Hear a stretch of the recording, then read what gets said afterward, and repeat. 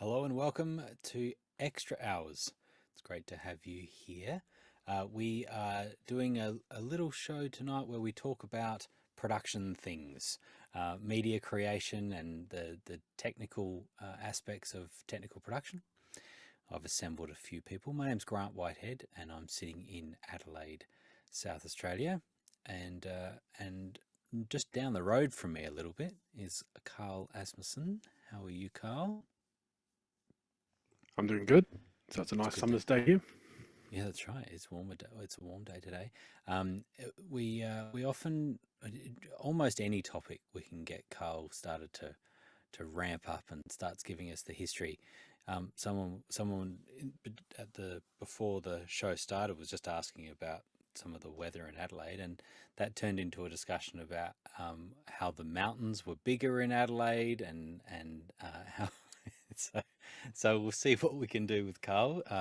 You can put questions in as you're watching this. If you go to officehours.global/join, then you'll get a little email and you'll be able to sign into Makana and you'll be able to ask some questions there. So see if we can stump Karl, see how we go. This I think that concludes the Southern Hemisphere portion of the panel. Into the northern, where it's a little cooler. Muddy's over there in North Carolina. Hello, Muddy. How are you? Hey, Grant. Good to be here on Extra Hours. And in fact, we got a dusting of snow over the holidays, or actually just a couple of days ago. I was going to say a few inches, but it was really just enough to cover the ground. But it did cover the ground. And I think the last time that happened was like 4 years ago. So wow. we get it was nice to have. Wow, that beats the what do you get, the pollen? You get a lot of pollen there, don't you? Oh my goodness, in the spring. You can see it's funny because I run the live stream at church, and we were renovating a building, so we were meeting out in the parking lot for like a year and a half, and I was editing the replay of the video, and so I was watching back, and you can see when a gust of wind comes, just this yellow cloud just floating behind the stage, just from the camera angle we were at. So yeah, the pollen is horrendous in the spring. So you'd prefer a dusting of snow than anything to do with pollen? Well, I grew up in Pennsylvania, so I love, and North Carolina still gets 4 seasons. The winter is mild, so it's nice, but I wouldn't want to be much further south where we don't get any winter, because I miss the snow. So I was glad to have it. Nice. Although it's what happens here more frequently is ice in the winter, and talk about one of the fastest ways to shut a town down is, quarter-inch ice on everything, because man, right. And what I realized a few years ago, it only takes one car to go sideways to shut down the whole interstate. So, and they're not used to much winter driving around here. Again, another topic Karl was talking to us about beforehand. Right. So, well, my family's in Nashville, and they just had a little bit of snow, and it was enough to shut down some church services, and they, everyone just knew that they couldn't leave for a day, and I miss that a little bit. So I'm just checking the rest of that's right. Now, speaking of cold, although Alexander Knight up in Canada, but you're not actually super north, right? So you're not super cold. Yeah. Not in Vancouver. Well, I'm in Port Coquitlam, which is about 45 minutes away from Vancouver proper, which, if you know Vancouver, is about a 3-hour drive from Seattle down south, so just above the border there. So our winters are pretty mild. We don't get a whole lot of snow, and it's a little cold, but not, it's not too crazy. Well, there you go. Now we're finishing our this weekend weather. It seems. Jason, where did you dash and bash? Where are you from again? I feel like you moved. I didn't move. I just have a girlfriend in law school who I spend about a week of every month, going from the nicest, just the best weather that there is, which is just south of San Francisco, in Stanford. And I had to go back to the equivalent of the icy north, which is Albuquerque, New Mexico, where it is a beautiful 31 degrees. and roughly half an inch of snow on the ground, which if you drive like your average New Mexican is enough to completely flummox the entire town. But I took my driver's test in far more snow than that. It just astounds me. I mean, I lived in LA for 3 years, and I think it rained 3 times. Maybe it might have rained once a year in that time. And you talk about people getting on the roads freaking out because those roads are not built for rain, it seems. But neither are the drivers. Yeah, but of course we can't mention LA without thinking of the people in the fires. I mean, in Australia we know what it's like, and to go through those is really tough. And so we're thinking of all those people, but it's just it's so hard to wrap your head around us talking about snow and it's freezing cold and it's all that happening on, you're not even that far away, Jason, right? Like a couple of states, it seems. From Los Angeles, roughly 12 hours. Yeah. Yeah. It just is mind blowing that there's not that the LA isn't just full of snow. It's the opposite, like it's it's nuts. It's a lot of land mass. A lot of land. So anyway, that's our panel tonight. And so if you've got some questions you want to throw around, we've got a couple of good ones there. Paul was going to join us tonight, but he missed his opportunity. He'll be sad to know that he could have joined us. Instead, he asked some questions instead. So, Alexander, what's he got there? Yeah, our first question is Yeah. Our first question is coming from Paul Valhus in Austin, Texas. And he's asking, talk about artificial intelligence, the electricians, and the boom towns of central Washington in this New York Times article from today. Did anyone get a chance to have a little read of that? We might have not quite got to it. It's a lengthy article. Like, I'm trying. Talk about AI. We need to get AI to summarize it for us. Paul may need to come on and talk to us about it. Let's see here. ChatGPT. Going to do a little. Let's see if I'm going to put this in. I just tried it. It says Google Docs cannot access Google Docs directly.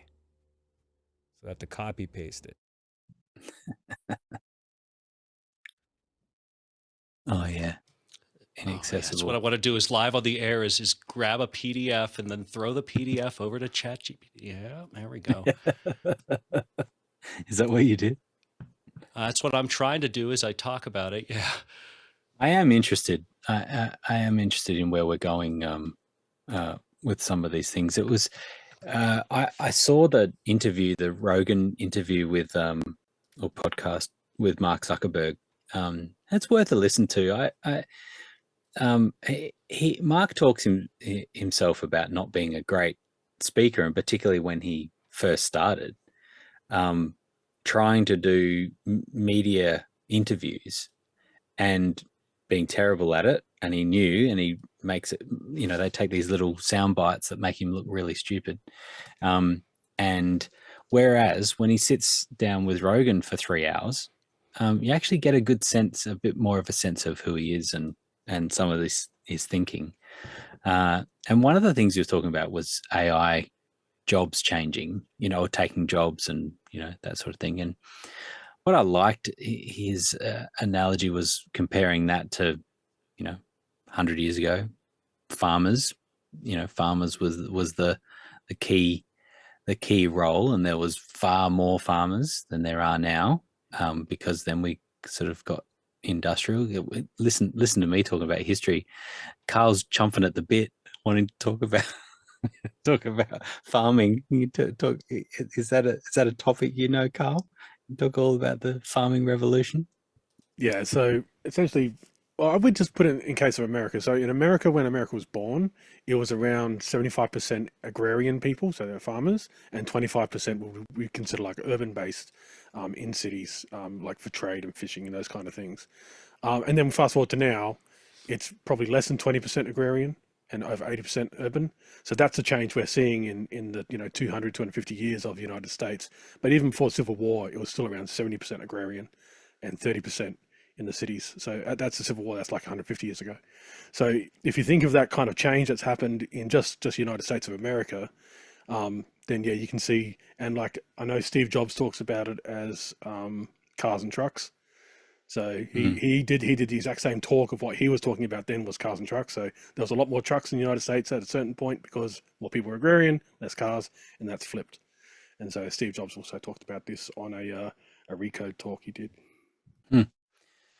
Yeah, and so you can see the analogy there with AI taking some jobs, and the idea of self-driving and things like that, taking those truck driving jobs and things like that. I think it is going to be super interesting to see. Anyway, I recommend having listened to that interview with Mark Zuckerberg. He has a go at Apple as well, which is interesting too, as he compares some things. Anyway, Paul, you'd have to come on and tell us a bit more about what you were thinking with that particular article. Anyway, let's move to the next question. This one's from Karen Addison, Melbourne. I watched an old office hours video, something like setting up with 5K. What would you buy? Can you do a future one for 2025? Maybe 5K is not enough. Well, yeah, so this is good. And I think we've actually got a good panel that we can throw this around. So what I was wondering about, Karen, is whether the $5,000 US obviously is very different to us in Australia. And so what I set the challenge to be is if we do a $2,500 budget US and then a $5,000 US. So if we start with 2.5, Karl, you could start us off. What are you thinking? $2,500 US. This is a common question we have gotten. So what I've got here is I do have a list of things in that kind of bundle. So I've got this. So it comes out to 2.4. You can see up here, but you can give and take. I wouldn't go past like the Flow 8. There is one other kind of audio device, which is the Roland web presenter. Essentially, it's their web presenter, but it's an audio device. People think it's a video, but I would always choose a Flow 8 for a reason that will come clear in a second. The R50 is Canon has made probably one of the greatest webcams ever with the R50. It is a full webcam. It's fully software controllable. It doesn't do PTZ. It does do Z actually. It does do zoom. You can control the zoom from software if you have a powered zoom. But I won't go into every product here. Now this is a lighting setup. So these are 120 watts, but this is 3 of them. This is a kit. So this isn't just one light. This is actually 3 lights. These are large panel lights. So these are about 1 foot by about 12 by 10 inches. So these are 120 watts though. So these are very powerful as far as panel light goes. So in theory, they're $200 each, but you get 3. You get the light stands. So this comes with all the light stands, everything. And I'll get to another accessory you can easily add to this to soften the light if you want an even bigger source, because they're 120 watts. You can use them. A10 Mini Pro. You don't necessarily need the ISO, so I'm going to stick with A10 Mini Pro just to keep the budget down. So $300 US. Now, since I've done my talk on the Flow 8, so people go back in the history of office hours, I did a talk on the Flow 8. Since then, they've done an update. And Behringer do know that these machines are being used with A10 Minis. So they have added a setting now where you can make the output, either of the outputs, they have a monitor output stereo and a main output stereo, either of those can be turned into unbalanced negative 10 dB. So you don't have to use a clean box. So you can have your main outputs at +4 and your monitor outs at -10. You can send the -10 directly into the A10 Mini with like a 2-foot cable, shielded cable, and that's it. It's the correct line level. You'll still need to understand how to gain stage into the A10 Mini. That is a process. So that's not something that's, I don't think any YouTube video has ever shown that really well. So you have to understand gain staging to understand how to take out of a mixer and into line level. So just essentially it's what we call trim. This is the webcam kit for the 50. So this essentially gives you power. So essentially what we have down here is the dummy battery, the power supply, and a USB cable. So you can control the camera via software. You can control the camera via Wi-Fi, but that's not really recommended when you're using in this setup if you're in a fixed setup. The Podcast Pro from Behringer. So this is your MV7. It's actually a lot better than the MV7. I think the new MV7s that are coming out are going to give this a bit of run for the money. But if you're just looking at a very, the OG original MV7, this is pretty much go straight down the line. USB-C, XLR out. Take your choice of what you want. It's also audio interface, so you can actually plug your headphones into this and pipe music from your computer into this, so you can actually hear stuff. And then I've got all the cables you'd need. So I've included all the cables, every single type of cable. I will put this list. I'll publish this list into the chat. So I've got all the cables, the mic cables, the mic stand. So now this is what I'd tell about. So if you have these are 41 meter umbrellas. So these 1 meter umbrellas are what you would use to soften the light even more from 1 foot. So go from 30 centimeters to 100 centimeters. That's what these would be for. And as you can see, they're relatively cheap. So this is the front of the umbrella. It's a little bit washed out because we're on Zoom, but this is the back. So this is the black thing. It's silver at the back. And essentially you put your panel light would be quite small inside of here, really, because this is quite a large umbrella. So it sits inside on the light stand, and you put this umbrella on there and you have it back. So all the light comes out the front, and you just simply have now a very big softbox for a panel light.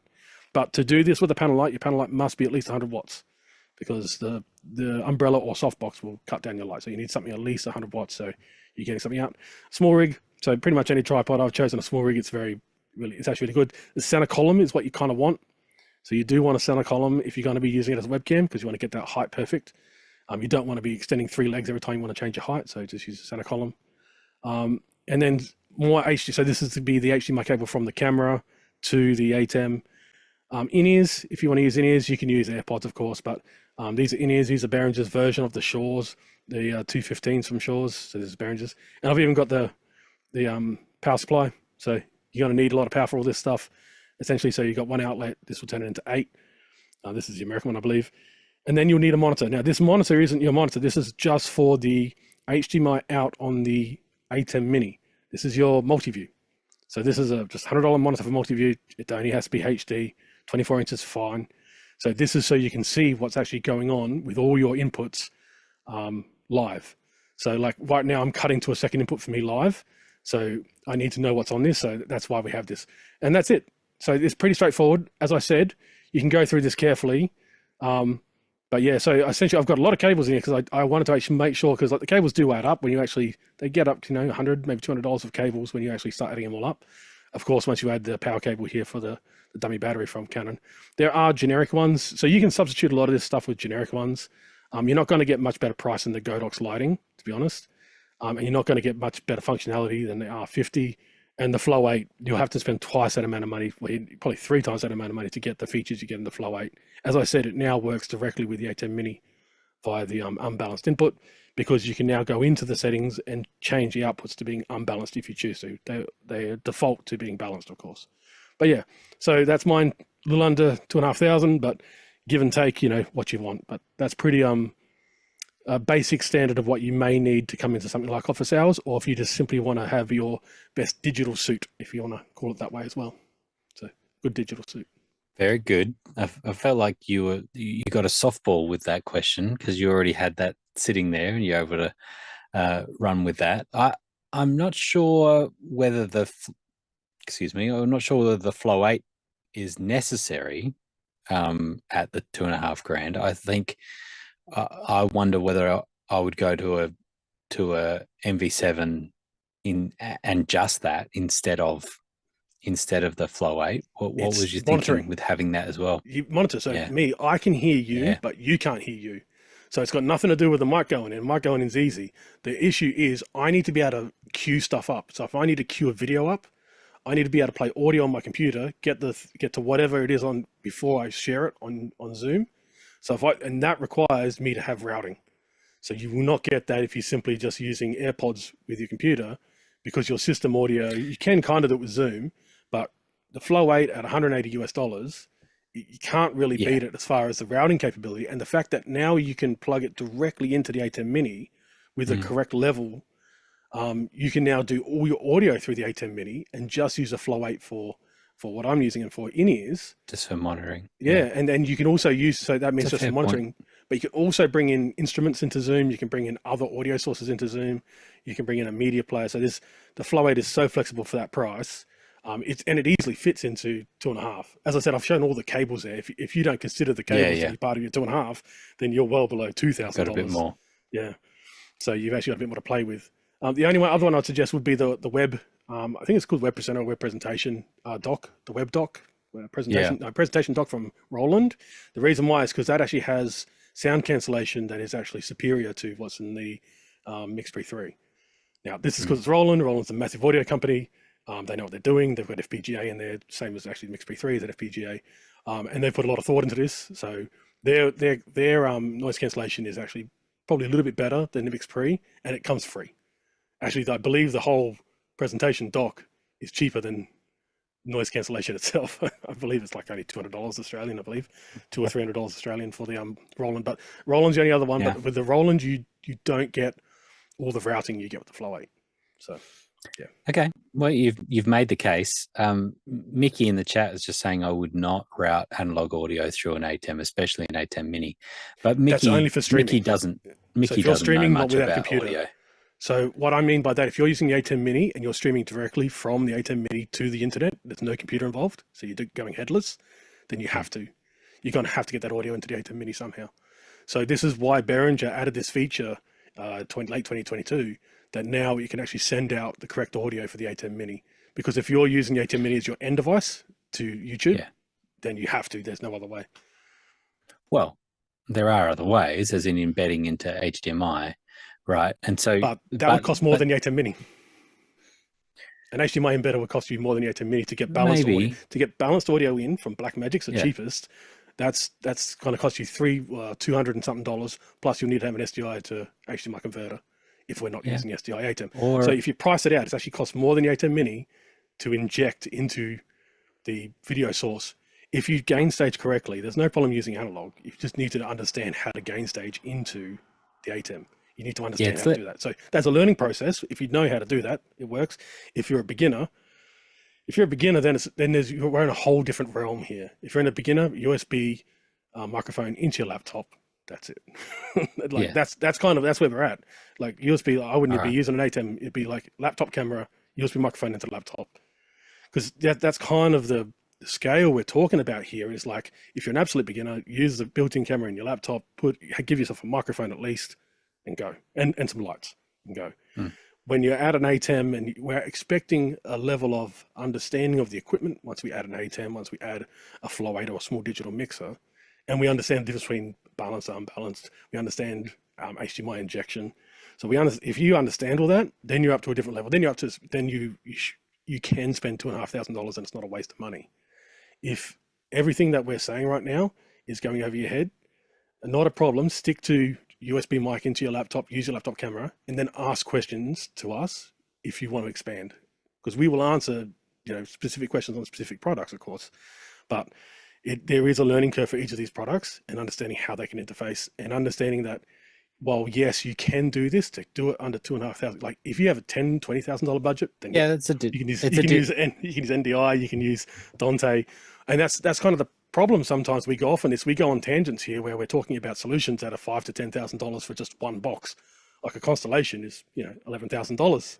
So, and like we're not talking that though. That's right. I think there are some pitfalls to just look out for, and so Mickey's saying he knows how to gain stage.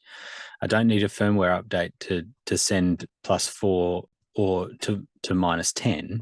I'm talking about noisy circuitry and high jitter on the ATEMs. So you don't need to reply, Karl. But if the ATEM is the end of the line, if you're streaming from the ATEM, then you've got to do something. Well, yeah, it depends on what we're talking about here. So, and we're not sure what Karen is referring to was office hours, talking about a home studio, which at the time was mostly about doing online meetings and things like that. So I think that's mostly the scope. Just to let Mickey know, I 100% do never will put a Flow 8 into an ATEM, but I'm just saying they did that so you can. You always put the Flow 8 into your Mac via USB. Even though I've got the Flow 8 and the ATEM next to each other, they've actually never been hooked up. I've never actually tested it because I would never do that. Just to let Mickey know that I am not advocating to do that. But if you are streaming from the ATEM and you need to get 4 microphones into the ATEM, that's how you do it. So listen, Karl, that won't stop the fact that Mickey's blowing smoke all over you on his screen at the moment. That's what would be happening. So that's all right. And this is actually really good. That's why I thought it's a brilliant question, Karen. Because we're touching on the different ways of doing stuff. The religion, yeah, that's right. Yeah, but yes, the point that Mickey is making is about having quality, balanced audio going in, and you'll never regret spending that little bit more to make that happen. But I would suggest not having balanced analog audio ever. I would suggest never having analog audio whatsoever. No balanced, unbalanced, get rid of it. USB 100%. Once that signal's digital, keep it digital until it hits Zoom. Do never go back out to, so I would strongly suggest, and even if when you get high, you go up to Maddie, you go up to Dante, once that comes in and becomes a digital signal, never go back out to analog ever again. If you have, you've got the wrong tools. That's simply it. Yeah. So we shouldn't be talking about unbalanced or balanced. You've got the wrong tools if you're back out to analog world. Yeah. All right. You've had your say. Jason, what can you add to this? $2,500. Oh my. Okay. So along those lines, yeah, I mean, quick disclaimer, a studio is as custom as your intent for it. And it's tricky to do these, to really get at, kind of an all use case setup. But I was tasked with around $5,000, and this is what I started with. Every studio to me starts with audio, because if you can't hear me, what's the point? And so I started with a Heil PR40. I don't know about the foam windscreen. I've always liked the ones, the little ones that come in tin cans from Broadcast Supply Warehouse. And I went the other route. I basically started completely with audio. So Sound Devices Mix Pre 6.2. Noise Assist is $150 per channel. I can't buy that as a plug-in at B&H. You just buy it directly. So you can actually just get away with a single, assuming you've got a microphone. It's just, just Noise Assist, and you buy that afterwards. From there, I agree with Karl. Cheapest, best input is going to be an R50. And Elgato makes excellent lights. You could also just get, right off the shelf. I have a whole host of very big, very diffuse lighting that really didn't cost me very much. But I figured, okay, cheap and quick. A 2-pack of Elgato key lights will get the job done. It's not insanely soft, but it's easy to control, assuming you've got a device that you don't care about the Wi-Fi. And then I had room for a Mac Mini and 2 Dell 24-inch 1080p monitors at $159 each. The webcam kit I think is a good thing, and then I also added the A10 Mini Pro, and that was for mixing digital. You can also get away with, by the way, where is it? It's right here on my desk. A lot of the playback devices, whose names are escaping me, what are they called? The HyperDecks. HyperDecks can also take a single HDMI and give you a USB out, assuming you're not using, assuming you're not having to do anything fancy with it, no pip, no mixing. So that's another way to to spend your $495, and that would also give you an immediate and total playback that will loop through at least for the HyperDeck. So, my final total is $4,543 US. And no, I wasn't as thorough as the cables, but it certainly would get the job done. And I also, now that I think about it, I don't have any grips on there, but I think you could do that well within tolerance, especially with another $500 left in the budget for what I had. And as far as routing is, Rogue Amoeba is just incredible. I mean, they just keep getting better. And for those who haven't played with it, you just get the entire thing because you will end up absolutely adoring it. And what's the internal mixing one's name is escaping. Thank you. Loopback and Loopback. And Loopback will solve so many quagmires. And you really do have to completely uninstall it. And they've really ironed out, as far as I can see, all of the issues that they had many, and they've all pretty much just been fixed. And it's really an impressive and free upgrade. If you've already bought one in the last year, you can just go and install it. Just make sure you remove it first. Yeah, fair enough. All right, that was a good one at $5,000. There's some good stuff there. Alexander, what are you thinking? Yeah, I'm gonna do this in US dollars, and I'm sure I missed some stuff here because I rushed to get this all done here. But yeah, starting with see if we can go in a reasonable order here, just on BH photo and video. With audio, I like the Electro Voice RE20 microphone. So you can see the total. I'm already well under the $5,000 budget here. Now this is no computer, and I'll get to that in a second here. So about 4116. So starting with an RE20 Blackmagic A10 Mini Pro. For an audio interface, I would just go with a single mic input interface from Lewitt. The Lewitt Connect 2 has ample gain for these low output, low sensitivity dynamic microphones. I think it's about 75 dB. Full dynamics processing as well. You get compression, parametric EQ, you get a noise gate on it as well, plus loopback channels, 2 loopback channels as well, and I think it does USB delay. For camera, Sony ZV-E10 Mark II with a Sigma 30mm f1.4. I think I got the right one. This is for an APS-C sensor with Sony E-mount, so that should be the right one. You know, not a high-end tripod. Something from K&F stands for about $100 on sale right now. Low-profile mic arm. Of course, we're doing stuff on camera, so we're always concerned about sight lines. So a low-profile arm from Elgato. And then something similar, I don't know if this is the exact same set that Karl picked, but the 3 lights from GVM, so you can have, and these will do RGB as well, and everything in between, and you know, you have your key fill and then maybe a hair light. I didn't get all the cables, but I put an XLR cable here, some HDMI. Now, I chose an Asus Pro Art Series monitor, which is pretty expensive. This one does HDR, but you don't need to go. You can cut this price in half if you don't need HDR. And the reason why I chose this series is because they will accept a wide variety of frame rates. A lot of computer monitors will only do 60 hertz. And of course, with an A10 Mini switcher, you might be working with fractional frame rates, or you're maybe working at 30 or 29.97. So this will accept all of them as well. So these are great monitors. They're Kalman calibrated from the factory. So those are really great. And then just because I can't stand the compressed USB output on the ATEM, a Roland UVC01 USB to HDMI capture card, because you get YU-Y2 color space, fully uncompressed video. It looks noticeably better. I would probably add a second monitor, and I would still have a little bit of room. And you might be able, maybe even certified refurbished, if you look at the Apple Store, you may be able to squeeze in a Mac Mini and a keyboard and mouse and have a complete setup, including computer as well. Very good.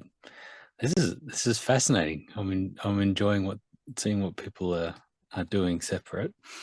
Muddy, you have a different take on this as well. What do you think? I do have a slightly different take, and Karen, I appreciate the question, because we will have covered half the show in the time we get around to answering this question. But so, you know, one of the things that Jason said, that this is 100% per user, right? So a studio should be custom to meet your needs. However, I work with speakers who are presenting and want a home studio to be able to connect primarily on online meetings. And so I want to show you, I've had this use case. I've had to build a studio for a client right around this price point, come in under $5,000, or at least that was the budget we had. So what I want to show you is what that looks like in practice. So I have my parts list here, but I also have the final studio build. And there's a couple things that are interesting. What we were starting with was a blank room. So this build actually includes a sit-stand desk and the computer as well. So there's a $500, $600 sit-stand desk, monitor arms, a couple of monitors. The camera is a Sony ZV-E10 camera, along with a Sigma 16mm 1.4 lens, which really will give you that shallow depth of field. And set, when this speaker gets on camera, they immediately have a professional look and feel, and that's based on the lens, on the Sigma lens. It's got the some components to mount those, some cables. There is an ATEM Mini here, and what you'll see is there's a laptop stand, because this is how she'll run her PowerPoint presentation. So she'll have her laptop here with the PowerPoint and have that routed in through the ATEM, so she can just cut to the slides And we've got kind of picture-in-picture set up with the Stream Deck as well.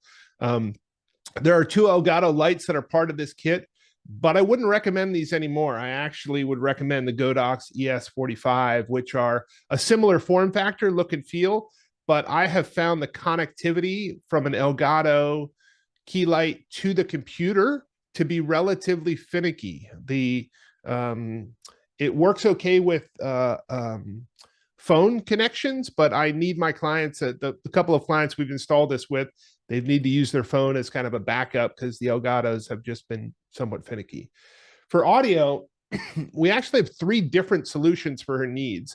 One is wireless, and at the time, the Rode Wireless Go 2 was a couple of years ago. We built this, was one of the best. I probably would use the Hollyland Lark Max nowadays, but it's coupled with a Pile $20, but great functionality for the Pile head-worn mic. For her day-to-day meetings with her team, she has the open comm, and also she travels like 3 months out of the year. So this is a mic that she can take with her to travel. Kind of her everyday desktop mic, which you can see here. It's mounted on the low profile arm, but it's the Rode Pod mic. This is an XLR and USB mic. So we have it plugged in as USB, but we have the capability to upgrade to an XLR system going forward. So a couple of monitors so she can hear. So this includes the Mac Mini at this. This gives you the timing. So this was when the M2 just came out in this kit. A couple of docks that she uses with those. And the last thing I'll say is that this also includes Ethernet because connectivity for Ethernet, because her router is like 100 feet away. And so for day-to-day use, it's on Wi-Fi, but when she's running an event or presenting at a conference, she uncoils the cable and drags that all the way over. And one of the things that you see from this angle is very clean cable management, because I went and did this on site and all the cables are mounted neatly underneath the computer. So having someone come and install it gives you that extra level, but that's what we did. And that came in just under, the price on that was like $4,800 for gear. Wow. So if they already had a computer, I mean, the desk was like 600 and the computer was like 600. So it would probably be like a $3,500 studio without those things. And the other thing I should say about the studio is we also configured it so that it was, it could be run remotely. So when she has events, I can remote in and actually manage the Stream Deck and manage the ATEM remotely. So she can stand away from the desk and just present. I didn't show you a picture of what it looks like from the kind of looking out from the computer, but when she presents, she can stand and really be hands off with the system. So that was part of the use case, part of the design. That's really cool. Now there wasn't, none of us, I don't think, have suggested anything with set lighting, or things behind. What would you do there, or what have you even got, Muddy, that you use? Yeah, so there's a couple of 3 things that we think about, and I heard drawing a blank on his name right now, but there was a YouTube video I watched a few years ago talking about studio lighting, and they described a really useful description. They talk about 2 separate pools of lighting. Talked about the pool of lighting that is on you, and then a separate pool of lighting that is in the background, essentially, because all of the lights that are on me are really designed to illuminate me, but do nothing for the background. And then there's a separate set of lights for the background. So I actually have all 3 of them in this scene, although you can't see them clearly. So at the lowest end, if someone has existing light fixtures, you can use a smart light bulb. And the ones that I recommend are the Philip Whiz, not Philip Hue that need a hub, but a Philip Whiz, which is just a Wi-Fi light bulb. That can connect directly to Wi-Fi, and they're like $12 or $15 at Home Depot, but they're full color. So there's one that's kind of set on a warm color inside a paper lantern, and actually just out of frame, there's another light bulb in a painter's light, just kind of a metal painter's light with a frosted cover on it, set to blue up in the corner. So at the lowest end, an RGB light bulb can give you a lot of flexibility and dimmability, right? This one is at like 10% brightness because otherwise it gets really, really bright. I like the Amaran MC small travel lights that are also RGB WW, and that's what I use when I travel, and it'll run about 2 hours on full blast, which means at 50% or 10%, it's going to run a lot longer. So those work really well as a practical light. You can put them on a desk and you can mount them at magnets on the back. And then if you're kind of more serious, I actually have it on a small stand right here. It's not turned on at the moment, but there is an Amaran aperture C300. No, I guess it's a C60. Anyway, it's an RGB panel light. It's about a $300 light, but at 1% brightness, it's enough. I mean, literally, it does not, it's a really bright light. And again, it's full RGB. So those are the three things that come to mind when I think around background light. So maybe a P60C? Oh yeah, P60C. Yeah, that's right. P60C. Okay. Yep, thank you. Yeah. That's good. Yeah, I had something that I've got. I think only a couple of them are going at the moment, but I have the Godox TL30, which is a 4-light tube kit. Their battery, and then you just plug them in USB-C, and I got the little kit. And to your point too, Muddy, I've got the C45, and so what's cool about this is, to your point about it not being able to control them, having this little remote that magnetizes to the back of them, and just being able to pull it out and control. Karl's got the same thing, is very, very handy. And so I've had people trying to convince me that their Elgato lights are better, because they're on Wi-Fi and stuff, whereas this is a Bluetooth. But I've really liked these, and so I would second that lighting setup. That's a good cross section, I think, of what we've heard, from somewhere between $2,500 to $5,000, and the differences you do. Muddy, you had the Rode mic there, which is cheaper than the MV7, and you've just found, is that the main reason you wouldn't go with the MV7, or was there something else that led you that way? I have found the Rode Pod mic to be a good sound for a pretty wide range of people. So the MV7 I found to be something that takes a little bit more tuning to sound, that can, with some voices and positioning as well, I guess, right? Yeah, and positioning as well. So I found the Rode Pod mic to be maybe easier to get a good sound for a beginner. Yeah, it's a good call. Alexander, you had the RE20s, you kind of went straight to broadcast, and I mean they sound great. Well, you don't but have to. I'm not saying you have to have that. No, but of course. You could. It's a good start for sure. Yeah. No, absolutely, and this is the point. But I was just thinking about comparing different audio setups people have got. We talk about that a lot, and again, Paul could have been on talking about mics because he's known as the mic man. He's got many mics. What have you got there, Jason? You've got an RE. Have you got an RE20? This is an RE27, and I mean, I used these for a decade on an FM style broadcast. I had RE27s and RE20s. This is a wonderful microphone, and the reason that I switched to the PR40 is because I naturally have an outdoor voice. Like I have to, like, I calm up. So I have to be very careful when I project. I was the guy that, you know, in the high school plays, they didn't mic and they told me to be like, you know, stay away from the boundary mics because you don't need them. I wanted to get a little bit back into the background lighting because mine is insanely simple. I'm using this from Monoprice. This is a DMX capable, but certainly not required Monoprice, just RGB. I think it's RGBW, just, you know, LED stage wash light bar, and Yeah, wow.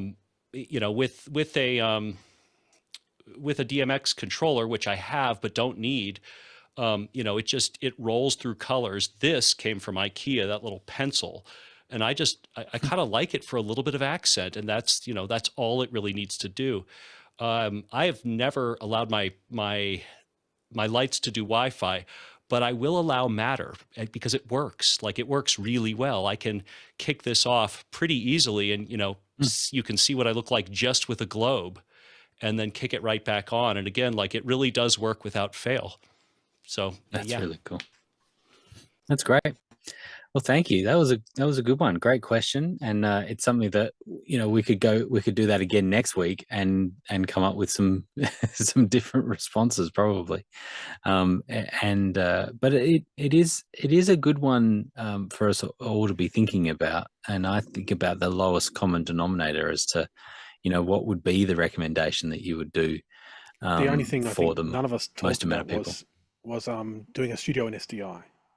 So I think maybe 2,500, maybe 5,000 is where you'd start to think about SDI. But I think all of us believed. I think 5.5. Yeah. So if we have a question in the future, just letting producers out there know, if you want to suggest a studio that's under $10,000, that's 100% SDI based, then a future panel may look into that. Yeah, that is interesting, and I guess that is where the big jump was.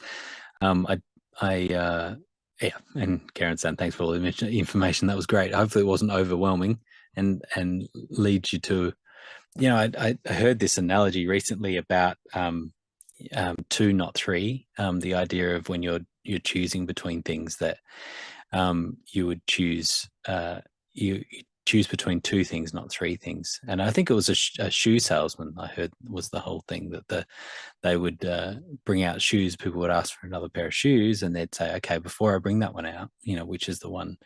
So that they take one away before giving you another one. I like that. Exactly. Yeah, they take one away and be like, okay, so now you're down to 2, and the conversion rate of them actually making the decision between 2 things is far easier than between 3 things. And so I think it applies in lots of different industries as well. But when it comes to this, magicians and card tricks is another one. Yeah, right. Yeah, that's true. So Karen, I'd encourage you with that as you're honing in on these different things, is to actually get it down to 2 things that you're comparing them, and now you're able to make a quicker decision. Sometimes it just becomes overwhelming. You don't want to do the wrong thing. But the old adage of office hours is buy once, cry once, and you would be better to spend that little bit more and not get something else, and be happy with that, rather than, you know, cry all the time that you didn't get that better thing. And if you remember too, you know, we talk about that hierarchy of start with your networking, right? Power and networking. You've got to get that right. Doesn't matter what you do if you don't have good power and internet, then you're it doesn't matter how good you sound. And then the next thing is sound, then lighting, then camera, and then set. You know, and so if you get all those things, and so it could be that you just start with internet and audio, and you get all of that really good, and then when your budget increases and get some more money, then you start going down lighting area. So there's no studio without audio. Yeah, it's a good call. Yeah, it rises and falls on the audio. So we spent I think all of us were pretty conscious of having good audio. So sweet. Alexander, did you have a final thought? Yeah, very quick. I just want, because I rushed into this, I would never start by buying gear without first doing the acoustic treatment of the room. So I would definitely actually, if I'm going to do this again, I would say try to take about $1,000 of that dollars and put it into acoustic treatment, and just quickly, Prime Acoustic makes these kits called the London series, and they make a variety of ones for different sized rooms, and the London 8 kit, which is the most affordable in a small bedroom, would be better than no acoustic treatment, and I think you can get that kit for about $300. So that is where I would always start, and I would probably change some of my choices because it's better to have a cheaper microphone. Always start with the sound of the room. That's critical. Yep, that's a good point, because I've heard some brilliant microphones in terrible rooms, and it just sounds super echoey and weird, and there's that cognitive load we talk about, right? When there's extra echo, there's extra bounce around, and that's when you get headaches. It's not just from sitting on Zoom all day. You can sit on Zoom all day when you have good quality audio and video, but when the audio is bad, that's when you're like, I need to get out of here. All right, Alexander, what's our next question? This one's from Zach from the Greater Pacific Northwest. I saw Disaster Group using what appears to be Dashmaster 2K for a central place to watch all the news. I've used it in productions for easy multi-view of various POIs. How would you use something like this? Yeah, so Marty, you go. So Dashmaster 2K, for those that have not used it, is really a way for you to build dashboards and build kind of custom. So you take a screen and you can build custom windows within that, or custom size windows within that, and then plug in different modules. And I found this to be a great tool in production. One of the ways that I use Dashmaster is by sending back a return feed to a client. So when I'm running a production, I like to run the slides from my side and let them use Internet Clicker on their end to be able to kind of control the slides. But I want to have the stability to be able to push in and turn on and off the slides and add that in as part of the production. One of the complaints, or one of the concerns that we often get, is that the speakers want to be able to see the presenter view of the slides. And so one of the ways that I use Dashmaster, I'll have presenter view fill up about 70% of the screen. On Dashmaster, I have a dashboard with the presenter view of the slides, and then I'll use a rundown studio to have the rundown for the event, along with a stage timer. So I can send the speaker a timer. They can see the flow of the whole show, kind of what happens first and next, and have their slide deck. So this is what the speaker will use. They'll just, and it's a website. So I can just send them a website, but by having these different tools plugged into it, I've got them a custom timer. And in fact, I put the Internet Clicker buttons on the screen as well, because I have some clients that prefer to use a touchpad as opposed to using their phone for advancing the slides. So that's one way I use Dashmaster 2K in a production setting. Yeah, nice work. Yeah, I've seen it used in that same way, monitoring multiple feeds, and then having some buttons and web buttons and a stage timer and things like that. Exactly what you're talking about, Muddy, is an awesome use case. So anything that can do an embed code iframes and that would be okay in sitting in an iframe. So lots of YouTube clips and things like that can work perfectly in that. So there's lots of use cases, no end for it. Next question. Zach Jeffers in the Greater Pacific Northwest. We're looking at a recent investment in live production gear, i.e. 50 plus lights, 30 panels of LED walls, etc. What are you doing to track usage, hours of use, etc. to make sure you follow up on maintenance and have a gauge of life cycle? Karl? So the one I would suggest is Sortly. So there's two pieces of software I'd suggest. This is a cheaper one and actually started as a free version.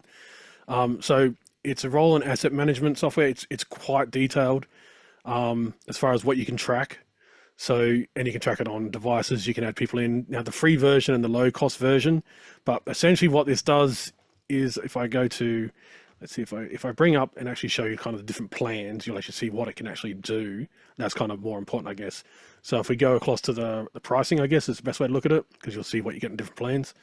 So pricing, there's free, and the free, I suggest 100% do the free version before you do any of the paid version, so you understand. And it shows you how many items you can have tracked and how many licenses. So free is 100 items, one license, so essentially one user, essentially one login. So you can share that login, of course, but you have one login. So when you log in each time with the free one, everyone's going to see the same interface because it's only one license. And then as you go up in price, you can see what you can add, and you can go right up to enterprise. Once you get to enterprise, you're looking at around $5,000 a month. If you're at that level, and they simply say talk to sales, because they'll make a custom package for you. And this is for large enterprises, obviously. So we are looking at more at like advanced or ultra, depending how many items, so 500 items or 2,000 items. And what you can do with those items is you can track everything. So you can have photos of them, the actual photo of the actual item. You have the inventory list. You can do custom tags as far as searching. So this is customized as far as searching. Who can have access to these items? Who has permissions? And then you go down to like any management. You can actually do third-party scanner support. So you can put barcodes on everything. Pick list, if you need to get it from a warehouse, so you have people in the warehouse picking it for you for a particular job. Check in and check out. So you notice that a lot of these things aren't available on the free one. So you do have to spend some money to get check in, check out, which is really valuable for a lot of the work that people in office hours do. You want to know where the stuff is. Low stock alerts for consumables. So gaffer tape, whatever you need. In-app alerts. So if consumables are getting low, automatic sync, obviously, and that's cloud. That's obviously for the free, so everyone knows what's happening. You have reports for managers to know what's in, what's out, what needs replacing. So as you can see, you have a lot. And then you have integrations. You have an API, you have an SSO as well. So for people who know how to hook these in, Microsoft Teams, and QuickBooks. So if you want to put it into, so this is kind of if you want to put accounting in as well. So you can actually link it into QuickBooks, so you can see what's stuff costing him. But then you're up to premium to do that kind of stuff, and then you have support. So support to run the app. So Sortly would be the one I'd suggest. After Sortly, then if you outgrow Sortly, then SAP. And SAP, you'll sit down with an SAP consultant. They'll visit you. They'll come to your city and visit you, sit down. But that kind of tells you how much SAP will cost you per year, per quarter. So, but I think Sortly will take you up to, as you saw in the pricing there, you can go up to about $5,000 for enterprise. And then once you're spending more than $5,000 a month to do this, and if you think about it, $5,000 a month is a full-time wage. So that's just a person. So it takes the place of a person's wage. Once you go above that, once it becomes a multi-person job to handle all this stuff, then start speaking to SAP. Yeah, I was just seeing in the chat, there's Mickey was just talking about, lots of rental houses having the cameras tracking built in for hours usage and things like that. That'd be cool. Yeah, and so then checking how the amount of hours, and then having a maintenance schedule. And John talking about using ServiceNow. I've heard of them as well as a bigger company, sort of enterprise company that handles the automatic workflows, so that scheduled maintenance automatically generates tickets that then sit in the system, and away you go and pick up something and do the maintenance on it and put it back. So yeah, this is the thing, is that all of these the problems that you consider, there's likely a whole bunch of people that have those same problems, and people have made businesses out of it. And so you can find that they have things. And so sometimes you look at these all of these services that cost something per month and whatever, and but if you were to try to do some of these things or build it yourself, or the default answer is like Excel. It's like, oh, I can I'll just manage it in Excel, and lots of people do that, and you can get to a certain point with that, but that can be or Google Docs, right, or Google Sheets and things like that, where multiple people have access to it. And that can work okay until it doesn't, and it's not automated, and someone can delete the things, and how do you control access to things and stuff like that. So but yeah, good luck with all of that. 50 lights sounds like a bit of fun. Good thing they're LED now, and you're not having to worry about all the lamps and running around and change all the lamps all the time and the power usage. All right, next question. Pedro G. Gonzalez III in Washington, D.C. Is there affordable but good cameras that can shoot 4K 120p? Karl? Yes, so we'll start with the iPhone. Obviously, iPhone from, I think, iPhone 11 or 12 onwards does 4K 120, and 8, was it? Maybe 13, so 13, 14. So the last few generations of iPhone can do 4K 120, and they can do 1080 240. But if we're talking like a camera where you can change the lens, then the go-to that pretty much everyone agrees is like the best at the lowest price before you start going to crazy town, is going to be, yeah. So Fujifilm pretty much have 4K 120 and 1080 240. So, and of course, it's a very good sensor. Sensors, of course, made by Sony. So it's very good low light. It has all, essentially, this is it, but it's $2,500 body only. Then start adding lenses. But Fujifilm's kind of the start. It shoots in log. It can shoot in RAW. It can shoot in Blackmagic RAW. So as you can see, like there's no Blackmagic camera at $2,500 that does 4K 120. You have to get up to Ursa 4.6 or the Ursa 12K to get up to there. And now we're talking like $6,000. So if you want to shoot Blackmagic RAW, this is how to do it. And Fujifilm and Blackmagic have a very tight integration with Blackmagic RAW, which is nice. But this is the starting point if you're serious about doing 4K 120 or HD 240. Once you go above this, then I would suggest you're into the Z200. So Z200 is a Sony camera that's just been released recently. It can also, so Z200 is pretty good as far as this high speed stuff. It's a camcorder, but it's a high-end camcorder, $4,000. It has a lot of other features going for it, the Z200, but it is a Super 16 sensor, so 1-inch sensor. The sensor is made by, it's a stack sensor made by Canon for Sony. So Sony do the package, but the actual sensor itself is made by Canon. It's a nice integration there. But yeah, so that's a Z200 from Sony. And then above that, you're looking at 12K. So then you're going up to a 12K by Blackmagic, and then you world's your oyster once you go off from there. But so I would suggest starting here if you're kind of serious and this is kind of the budget. If you don't have this kind of budget, iPhone 4, I think 14, 15, 16. I'm pretty sure they're the ones that did the 4K 120, and maybe the 13 did. But yeah, so that's where I'd start. If you want to go, and also GoPro, I believe the GoPro 12 and 13. If you're interested in that ultra wide. So if you're okay with the ultra wide, then yes. And I believe with the iPhones, it can be any of the cameras can do the 120. So it can be any of the 3 cameras, maybe not the front camera though. Yeah. Cool. Jason? So yeah, there are a lot of cameras that can do this now. The Sony A9 Mark III, Fujifilm X, the H2S, the R5C, the Lumix GH6, the A7V Mark III. And I thought that I was going to upset a lot of people with my handy dandy chart here that shows that also the iPhone. And if you want spatial audio, and if you want 3D soundscape, albeit, a little bit funky, just like, keep in mind, those are the bodies of the cameras. Those are the bodies of the cameras. You then have to put a lens on it. You then need a battery for it. You then need storage for it. So, based on the constraints of the question, Pedro, get an iPhone 16 Pro because you can have class compliant storage, and you can go rip directly to disk. OWC makes an incredible, just straight plug-in, and Condor Blue makes this beautiful connection that will allow it to snake in power, and actually also snake in audio, and it does a beautiful thing. It does a beautiful job. That was the only thing that I brought to CES this year. Zach's also saying the FX3A i7S3. No, I already got that. But yeah, he's saying that the best full frame 4K 120 for the price. I don't know. The price is going to depend upon your lens. Mode. It's going to depend upon your lens, right? So double your cost if you want a good lens. Yeah. Muddy?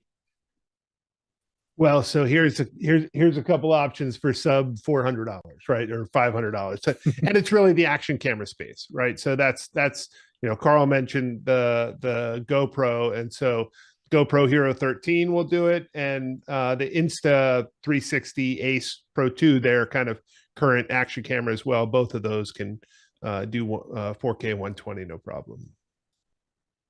Yeah, interesting. Oh, we forgot about DJI. one more. The DJI action camera is a phenomenal thing for what it costs, and anything, in my humble opinion, to get rid of the GoPro codecs is just do it.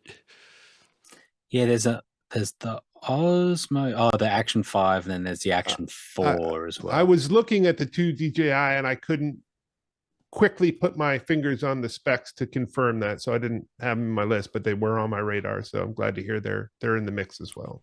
Yeah, they are quite cheap to do that too. So there you go. Well done, panel. So to differentiate the Blackmagic and the the GoPro and the DJI. If you're a filmmaker and you want to integrate with other cameras, DJI, 100% the way. If you're interested in just doing like putting on the front of a mountain bike and going down a mountain, then that's where your GoPro is going to win. So GoPro will win with essentially if it's the only camera and that's going to be your own experience. If you're integrating with other things, putting on a drone or those kind of things, then if you're putting it on a drone's an interesting one. I think DJI is going to take that drone market anyway. But if you're putting an external camera onto a drone, then there's a few tricks that the GoPro can do, because the GoPro, of course, is not 16:9. It's 8:9. So the fact that it's 8:9 gives you humongous ability to crop in if you want.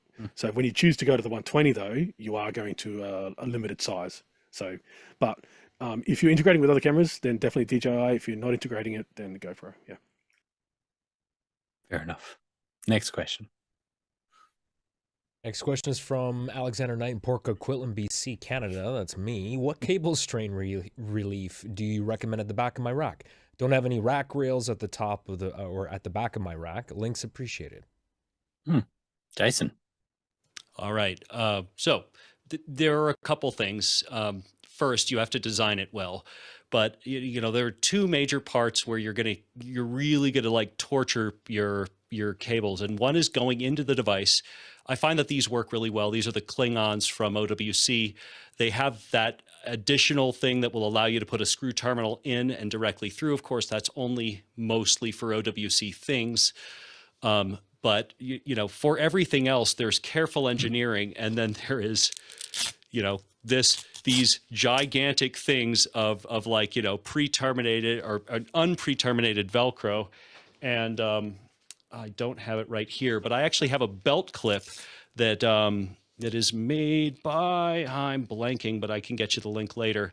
But it clips onto your belt, and it also is magnetic, and it will allow you to just kind of pull this out, and with one hand, pull it to length, cut it, and terminate it. And I absolutely adore it. And I actually got this ginormous one because I have a preset thing that I use for masking tape that this also works with. Like you can say, I want 120 millimeters, and it'll just, and then cut it, and it's perfect. Cool. That's very cool. Karl, what have you got? So I'm going to suggest something for rack mount. So there's two kind of, well, there's many flavors, but I'll show you two flavors. So this is the brush flavor. So when you install these, the brush bristles go down. So the end of the bristles are at the bottom, top of the bristles that attach are in the top, just a heads up. You don't want the bristles pointing up. So this is one way, and this is kind of strain relief just for cables. And the bristles kind of keep them in place. So the bristles keep the dust out of your rack as well, but they also are a quick fire way to keep them in place. Now you can get these in 1, 2, or 3U racks. So if you think that the end of your cables can't fit, you can get a 2U version of this. The other version that I would suggest is going to be this tie down version. So this is a 2U version of the tie down. So what you're actually seeing here is you actually run the cables over them, and then the slots at the bottom are used for small cable ties. And so this is really, so you'll see versions of this, much larger versions of this in data centers, so they can cable tie and make all the cables look pretty coming out of the server racks and out of the network racks. But yeah, so this is the other version, a little bit more expensive because there's a lot more machining. Well, it's actually stamping that would be done in this, but you can find these cheaper than this price. Mid-Atlantic's a very popular brand in North America though. So yeah, so this is your cable tie version. You can find versions of this cable tie version with the brush as well. So there's heaps of different manufacturers that make them. If you take a look on any of the manufacturers that come out of China as well.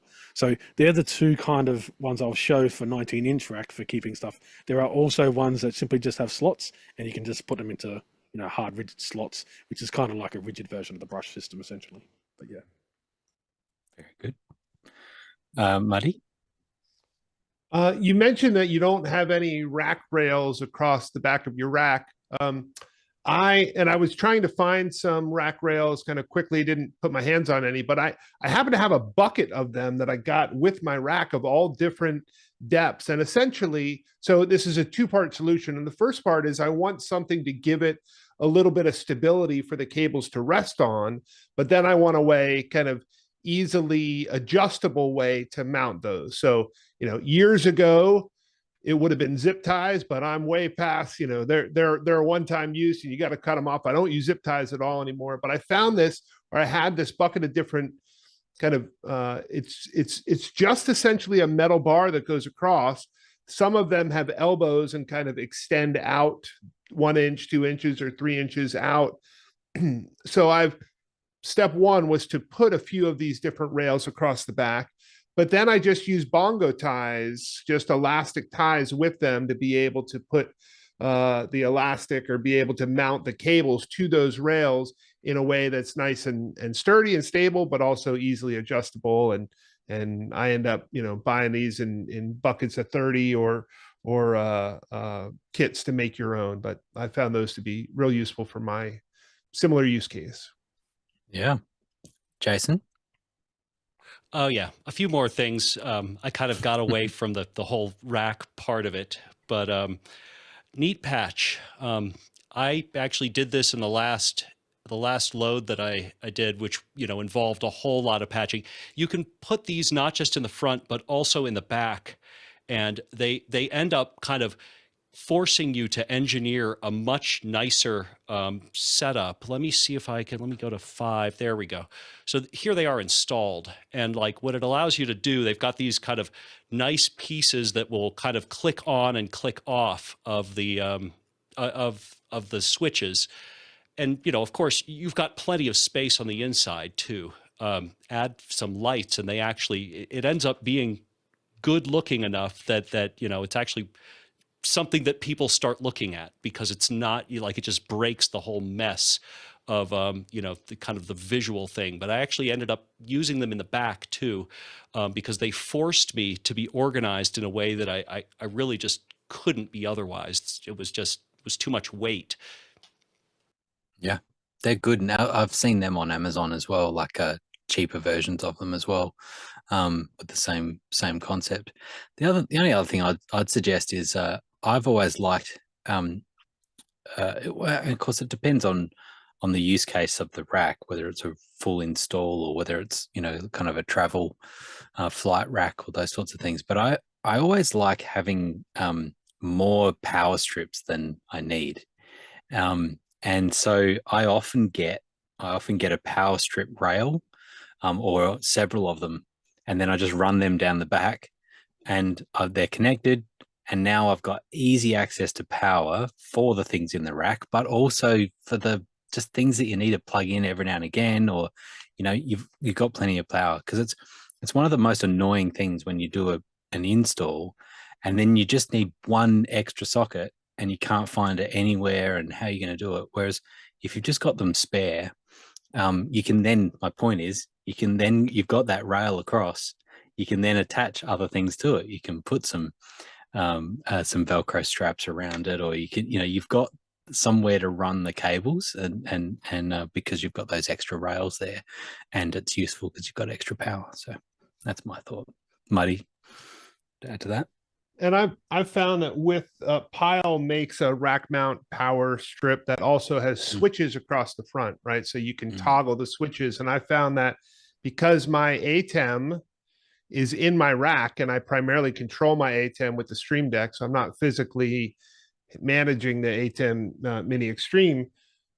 But as we know, it's got the USB issue that after some time it needs to be reset, because it can go to that gray screen or black screen. So having a switch right there, I can just toggle on and off. It essentially helps me put my ATEM on a switch, which we know it doesn't have a power on button. So that could be useful. Just wanted to build on your comment around having power in the rack.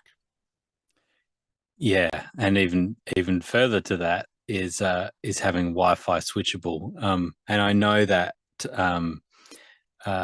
and I'm just trying to find what that brand is. I think it's TP-Link. Yeah, TP-Link has two different Wi-Fi enabled. And that's what I do for my clients when I'm installing an ATEM in there. I'll also install a Wi-Fi enabled switch with a button, or a Wi-Fi enabled outlet, right? Plugs into the outlet, and then put the app on the computer, especially works well with Mac. And then I just have a button on the ATEM that'll turn on and off that outlet in case they need to power cycle the ATEM. There's two things on that. Is I thought, and I've got one. I just don't know if it's in the US as well. But it has 3 outlets. It's a power strip, and it has 3 outlets, and they're all individually controlled. The other thing is with that is that I think it's the TP-Link ones that there's a companion BitFocus companion plugin for it. Companion module, that's right. Yeah. And so now you can just have easy Stream Deck buttons to be able to turn things on and off. Now, we've talked about this before, right? Where you don't want that button just kind of sitting easily, where you can drop a pen on it and now all your power turns off. And so it's one of the things I do with all of that. I have everything in this room is on Wi-Fi controllable power and different circuits, and then I have the A lady sitting here who I'm able to call on, and there's a couple of different routines, and I've set up routines where it'll turn on one circuit, and then it tells me the current temperature. And then it turns on another circuit. And I just did that as like these different things that slow down and create a sequence of power up, so that there's not a big inrush of power turning on a whole bunch of things. And so I get the current temperature here, and then I get the current temperature in New York. And I was trying to think of, rather than just having, just a weight. And the other thing is that I think there's a minimum weight in the Amazon app that is 5 seconds. I think it might be. It was something that was too long. It was annoyingly long, and so that's why I just get her to speak instead, and that is enough. That's less than 5 seconds, but enough time between things turning on. Anyway, that was a rabbit hole. Next question.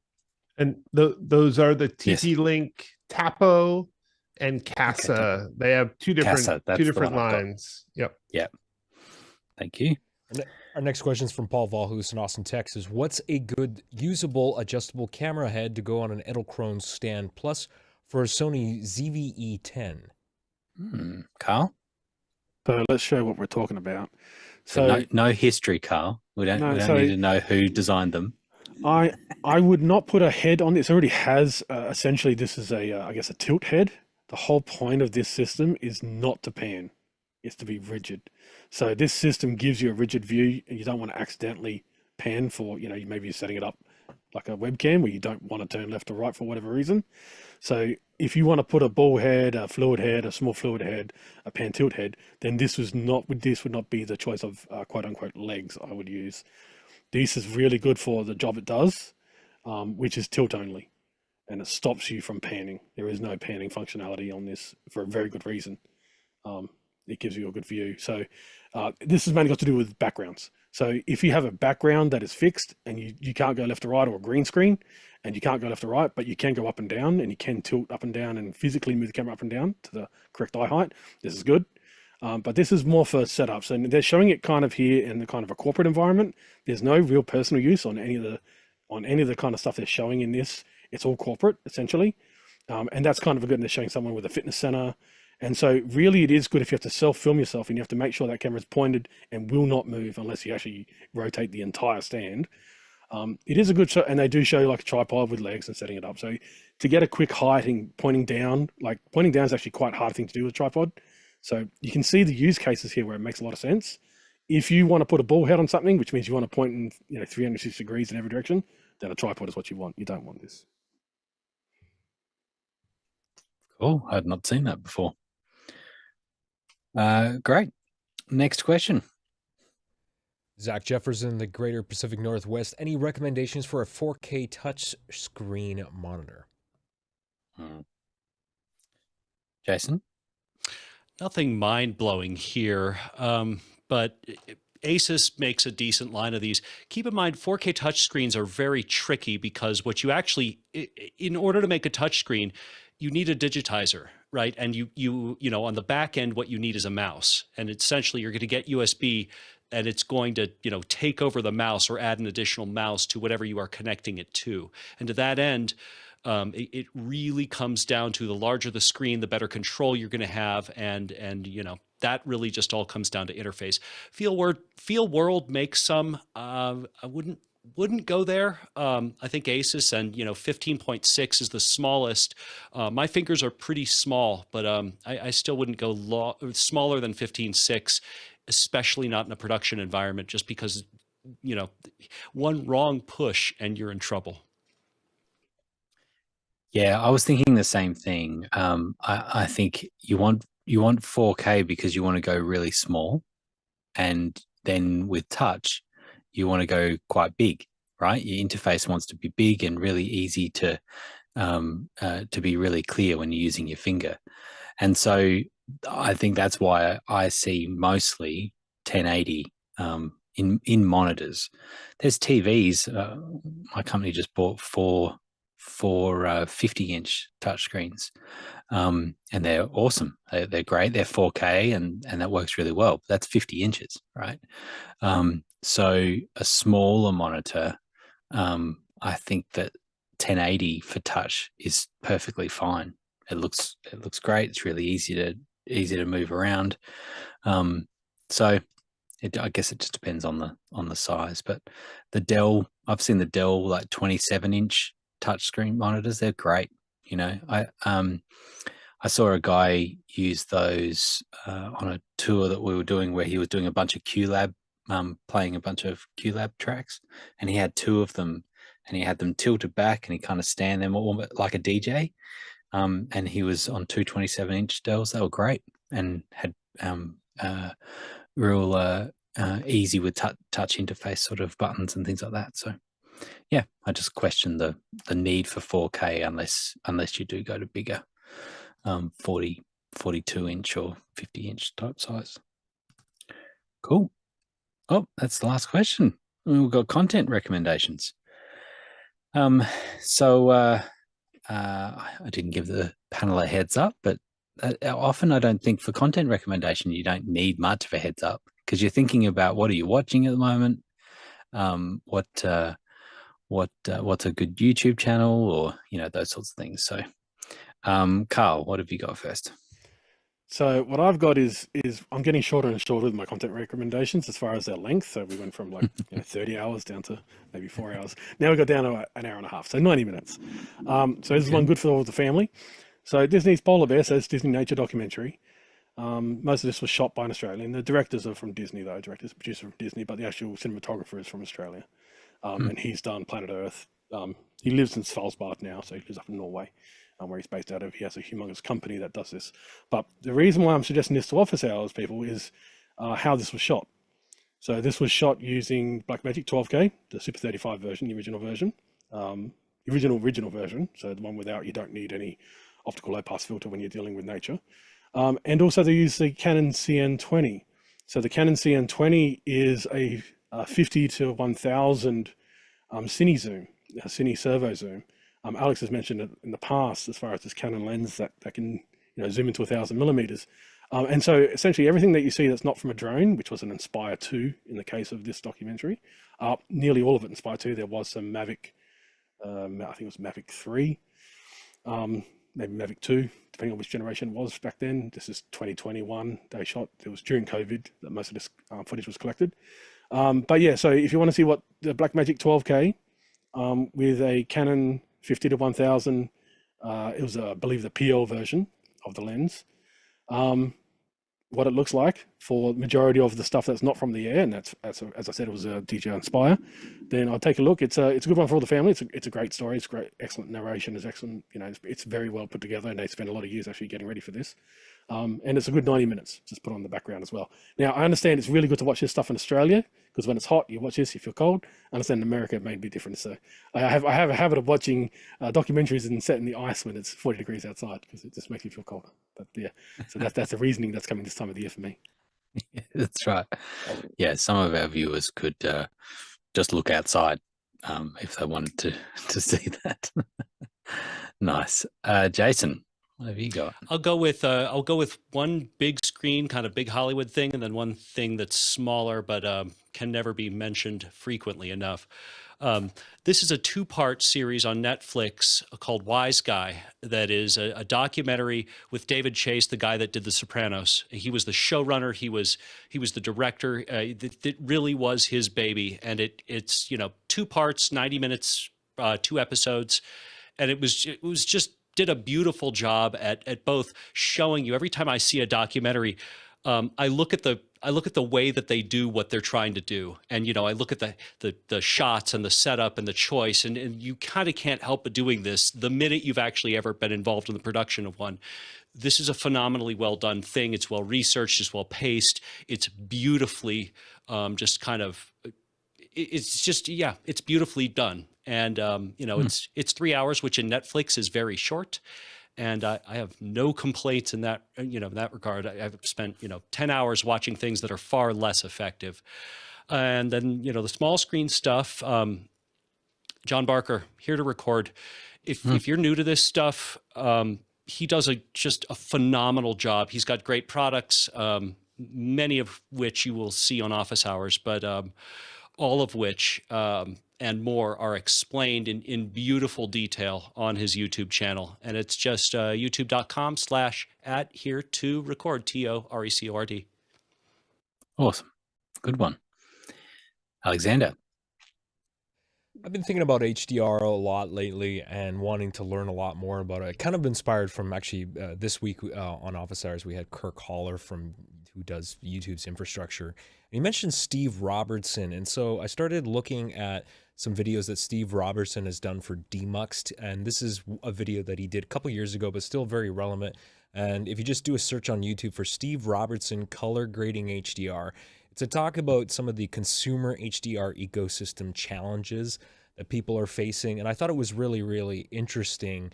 And I think it's still very relevant. And on the HDR note too as well, because this is just beautifully shot. I've seen this on streaming, but this is a much better presentation of it. I'm a fan of the video games. The Last of Us, the HBO TV series, season 1, on 4K disc with HDR. For some reason, I don't know if it was, I don't know if it's a Canada only thing, but the HBO version that I saw was not being broadcast in HDR. And this disc, this level of quality on disc with HDR, this is such a beautifully shot show. And the HDR is just incredible. I'm watching it on a calibrated TV, and it's such a beautiful show. So if you're into good looking shows, that is one to watch. And season 2 is coming out in April. Good one. Muddy. All right. Well, what I'm going to share this time of year, January and beginning of the year, people are thinking about resolutions and, leveling up. At least, sir, I certainly am thinking about leveling up for myself and for my business in 2025. And so my book recommendation this year is a book by Gay Hendricks called The Big Leap. It's an easy read and an easy listen on Audible as well. And so this time of year, it's a good one to pull out. And if you're in the car, you'll whip through this in no time. But what it talks about is spending more time in your zone of genius, less time in your zone of excellence, zone of competence, and certainly zone of incompetence. So for me, that means bringing some team members in this year so I can spend more time doing the things that only I can do and that I'm best at. So that's my media recommendation for this time around, The Big Leap by Gay Hendricks. Good. Very good. Yeah, we haven't had many book recommendations, but we're often doing the we talk about it being on Audible. I've been told I'm not allowed to, so no, no books or Star Wars recommendations in any way from Karl. No, but that's a great one, and I think about that often, Muddy, about what is it that only I do, or that I have a particular bent on that I'm better than most at. Is an interesting one, particularly in our field in production, because we can do so many different things. But what is it that you're uniquely skilled to do that can't be replaced or not easily replaced? It's a challenging one. It's a very, very good one. My recommendation, I'm still in Squid Games at the moment, the second version, which I'm really enjoying. Do you know the funny thing with it is that in the first series, this is not the reality show. This is the drama version, Korean version, and I was when I was listening to the what's it called when it's dub, the dubbing, English the dub. English dub, yeah. In the first season, it was different to the subtitles, and so sometimes the subtitles you read and you were like, oh, that's actually a way more appropriate word than the way they said it, or the way they said it is very different to what the subtitle said. And then I've now watched, I don't know, 5 episodes or something of season 2, and they were word for word exact. Except I just watched one episode, and the whole episode was very different again. So I don't. It's very strange to me what the process has been in, but I do really appreciate the voice acting, and it is a very hard thing to do. You often hear people make little words, little noises or things that they sound a little bit out of place, but it's very difficult to do. The other one that I enjoyed was Money Heist, which is like that, which was from Spain, and I really enjoyed their voice acting too. That was a great one. So I don't mind listening to some overdubs, but I guess the recommendation is to have the subtitles on as well, because it can be a slightly different story from what you're hearing in the dubs. So very good. Thank you. Great panel tonight. It was nice to and some great questions there. Good people in the chat. If you have a recommendation for who you would like to see on the panel, then you can find me on Discord and give me a recommendation there. Or if you'd like to put your hand up yourself, generally we're pulling on people that have been through the whole process as being a panelist in the Daily Show. And so that's kind of who we're pulling on. So, but of course there are some people that the time zone is very difficult to get to for the Daily Show, which is at 7 a.m. Pacific every day. You can catch us on the YouTube live, and you can also go to officehours.global/join to get the daily emails and reminders. So but I just wanted to thank Taylor, as always, who's making this all happen from the back end point of view, and with some help from Robert as well. Appreciate you doing that, because you're not like us having the conversations and enjoying the conversation. You're in the back having to make it all happen. And to Vector that we use to switch the show and to play around, we keep on playing with that and pushing it hard and seeing how we're going. It's going well, and so we'll continue to do it. So catch us next week again at 6 p.m. Pacific, and but the Daily Show 7 a.m. every day. Thanks everyone. Bye bye.